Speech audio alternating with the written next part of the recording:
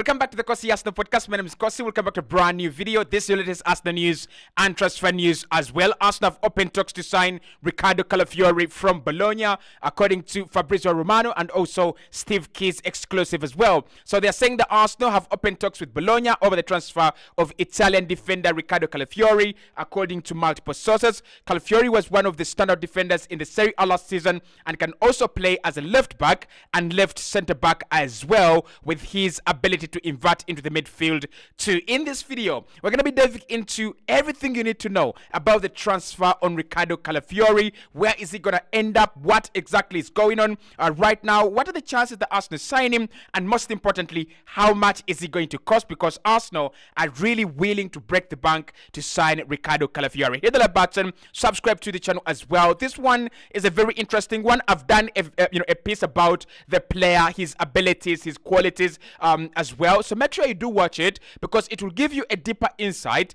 on who Riccardo Calafiori is. Why are people saying that he might be better than William Saliba? And at the moment, why are Italians saying that he's the best centre-back they have seen in a while? Make sure you do give that video a watch. It will give you a bigger insight, a broader insight in who Riccardo Calafiori is and why Mikel Arteta definitely wants him. Now let's start off with our registering interest. The question is Arsenal's interest in Riccardo Calafiori real? Is it genuine? Yes, it is genuine, according to Fabrizio Romano, David Ornstein, and also Steve Keys. They all confirmed that Arsenal are very much interested in signing Riccardo Calafiori, and this is a player they've looked at right from last season. So we have just not looked at him at the Euros. Information has always been there, around Riccardo Calafiori, scouted by Edu, scouted by Mikel Arteta, and now Arsenal are ready to pounce on that move to make that interest a little bit formal by going to Bologna and making formal bids and trying to see how much we actually like him. Now, in terms of contact,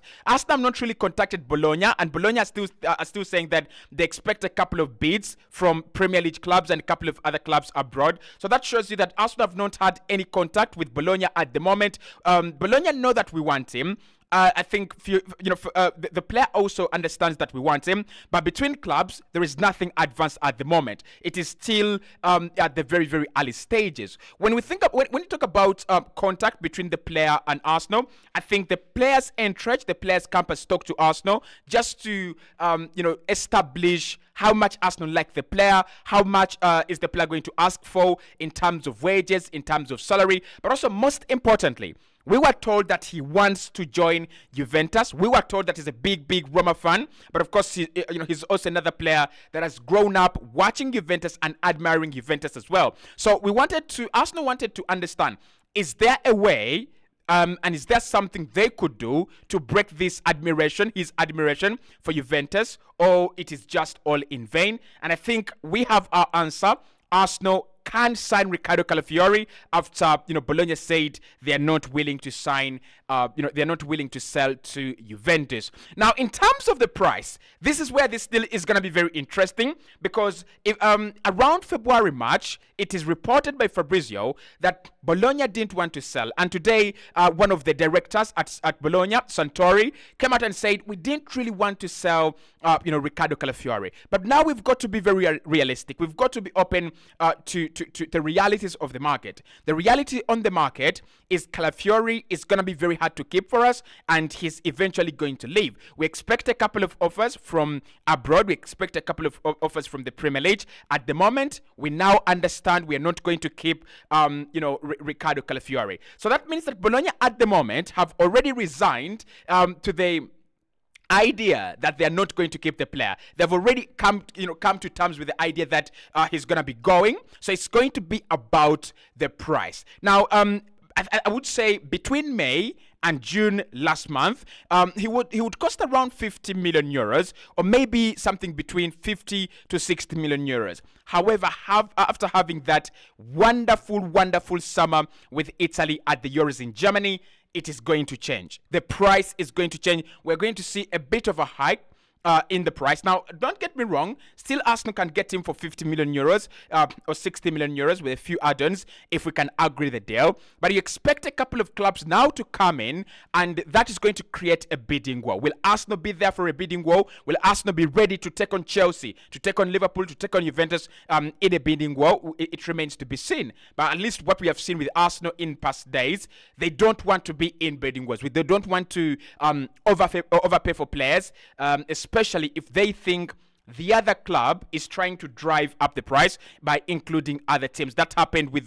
Lisandro Martinez. That also happened with Rafinha as well. Arsenal walking away because they felt Leeds were trying to drive the price up, and Ajax were also trying to drive the price up on all those players. So for me, the price I'm going to say that is suitable is going to be 50 million pounds. Whoever pays 50 million pounds is the team that's going to sign Ricardo Calafiori. And Bologna really don't care, right? They didn't want to sell anyway. Now they're open to selling. So whoever brings in the most amount of money, or whoever brings in the best deal, is actually going to take Ricardo Calafiori. So in terms of the price, I think it's going to be around 50 million. And I don't think Arsenal are worried about 50 million. I think Arsenal have that money, and I think we are going to, definitely bring him in. So let's talk about player side now. What are the chances Arsenal convince him, and what are the chances that he would want to move to the Premier League and also move away from Italy and join Arsenal? This is another job that we've got to do. I was talking to Glenn last night, and I told him, if Arsenal really want to do this deal, if Arsenal really want to get this deal done, the first thing you've got to do is to talk to the player and try to agree personal terms. Because at the moment, he is Italian, a young Italian centre-back that is playing for the Italian national team, and going to Juventus would actually give him a higher chance of representing the Italian national team as compared to players who don't actually play in Italy. We have seen that with players like Andrea Pirlo, players like Cerini, players like Bonucci. You always play, when you play for the big giants in Italy, it's Inter Milan, AC Milan, Juventus, you always play for the national team. It's as simple as that.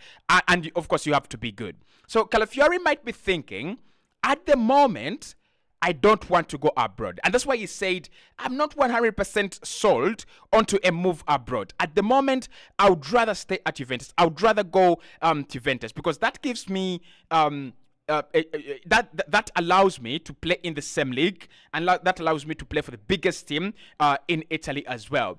I think Arsenal can agree personal terms with him. I think Arsenal can change his mind about his fears if we can guarantee him game time. If we can guarantee that he's going to be one of the best players that are going to be used at the club. Now, of course, Mikel Arteta has a problem with rotation, and that is one thing that he's got to work on, because at the point at which Arsenal are right now, most of the players that we are signing are not first choice 11 players. They're not going to start every single game. They're players that are going to be coming in to help with rotation. They're players that are going to come in to, replace injured players, replace tired players, and replace a couple of tired legs. That is where the likes of Calafiori come in. If Arsenal can convince him that we are going to give him enough game time, that we are going to allow him to play, more game time than he would have played at Juventus, I think it's an easy deal to do, right? Because it's not a deal that depends on salary. It's not a deal that depends on how much you're gonna pay him. I think that is still very, very early for him. I think it's a deal that depends on game time. It's a deal that depends on development. How is he going to develop as a player, the kind of project Arsenal have, and how long and how much is he going to play. If we can give him the guarantees to that deal, then 100% we will get him. But if we cannot guarantee him game time, if we cannot give him a reason to choose us over Juventus, to choose us over Chelsea, to choose us over Liverpool, that's where the deal becomes a little bit very, very complicated. But again, I'm going to say at the end of this, I think Arsenal can still convince him to join. I think Arsenal can still talk him into joining us and leaving Juventus and leaving Bologna as well. What about competition? We've talked about the price. We've talked about the other clubs. What about competition? Who is more likely to take him and who is less likely to sign him? And what are the chances Arsenal gets him? Now, in terms of competition, Juventus are really, leading this race. And of course, in the morning, I said this. Juventus are not going to get him according to Bologna. They don't want to sell to them. But that really doesn't matter. If the player wants to go to Juventus and Bologna have decided to sell, the player has the right to go at least where he wants. I mean, he can refuse to agree personal terms with Arsenal. He can refuse to agree personal terms with Chelsea and Liverpool. He can refuse to talk to anyone. And if you refuse to talk to other clubs apart from Juve, you don't have any other option apart from agreeing a deal with Juventus. Now, why Juve are still big leaders on this deal, it is also, it's not just because of the fact that they're biggest team in Italy and all Italian players want to play for them. Also, the amount of work they put in this deal is commendable. We are talking months and months of, scouting, Riccardo Calafiori, and we're also talking about months and months of trying to do a little bit of background work on this deal. So Riccardo Calafiori, Juventus have tried to sign him, and they have tried to lay the foundations for this deal since February 2024. That shows you that it's around 5 months that Juve have been preparing for this deal. They have understood the conditions. They have understood the wages. They have agreed personal terms with the player. They know the conditions and the terms and conditions of Bologna. They know each and everything. But also, most importantly, why Juve are very big favorites to get Riccardo Calafiori is Thiago Motta. So Thiago Motta plays a 2-7-2 system that really favors Riccardo Calafiori, and last season he was one of the best players in that system. Thiago Motta, unlike last season, he won't be manager at Bologna. He will be manager at Juventus. Obviously, Bologna are not happy with that switch. They're saying, if you stole our manager, we are not giving you one of our best players. We're not giving you our best talent. But I don't really see that matter. I think the player will want to reunite with Thiago Motta. I think he will want to go and play again with his manager. And eventually, I could see Thiago Motta eventually ending up as manager for the national team of Italy. So Riccardo Calafiori, at the moment, his priority is to play for Thiago Motta. His priority is to reunite with his former coach. And that's why Juve have such a massive advantage over Chelsea, Arsenal, and Liverpool in this deal. If that is not a condition to be considered, Thiago Motta, then I think it's kind of an open race. But I don't think it's an open race. I think it's Juventus. And then behind Juventus, you have an open race. So let's talk about the open race. The open race includes Chelsea, who Fabrizio have said they will do anything to make sure that Arsenal don't get Calafiori. They will die with Arsenal to make sure that we don't get Calafiori. There is Arsenal, of course, and there is also Liverpool. In terms of Liverpool, I think they will need a left-sided centre-back, but with Van Dijk there and Konate, I don't think they're going to invest 60 million, 50 million in a new centre-back. At left-back, they still have Shimikas, who might be leaving anyway, but they also still have Robertson in that area. So I don't see them going for around 40, 50 million to strengthen in those areas. The priority for Liverpool is going to be the forward line probably, and that midfield for, Ancelotti when he actually, starts making his deals. So that leaves Arsenal and Chelsea as the two teams that could be prime prime priority, destinations for Calafiori if he doesn't end up at Juventus. For Chelsea, they have a massive advantage because Enzo Maresca, the manager at Chelsea, the new appointed manager at Chelsea, is Italian. Now, you might say, really, that doesn't work, but it really does, right? If a manager is Spaniard or Spanish, there's a big chance that Spanish players will end up at that club. Arsene Wenger signed a whole nation of French players for Arsenal when he was manager. He literally could just call and a French player would definitely be called, would definitely be, availed at the Emirates Stadium. So I think with Chelsea, Enzo Maresca's influence is a very, very important factor, but also the fact that Chelsea do not have a main centre-back. At the moment, they don't have a main centre-back. I think Calafiori would be brought in as the main centre-back in that project. He will be brought in as the player that replaces Thiago Silva. So he might look at that opportunity and is like, well, I might go to Chelsea because Chelsea are going to treat me like the main centre-back. But why Chelsea don't stand a big chance against Arsenal is financially, Arsenal can match their offer. I think we can also match their offer in terms of wages. And the problem is that Chelsea now are willing to spend less than they were willing to spend when they were signing with Kylo Modric, Raheem Sterling, Noni Madueke, Christopher Nkunku, and a couple of other players. So their spending has caught up with them, and they have to go a little bit slower now. Otherwise, they're going to be in big problems. So when it comes to Arsenal have a project that Chelsea don't have.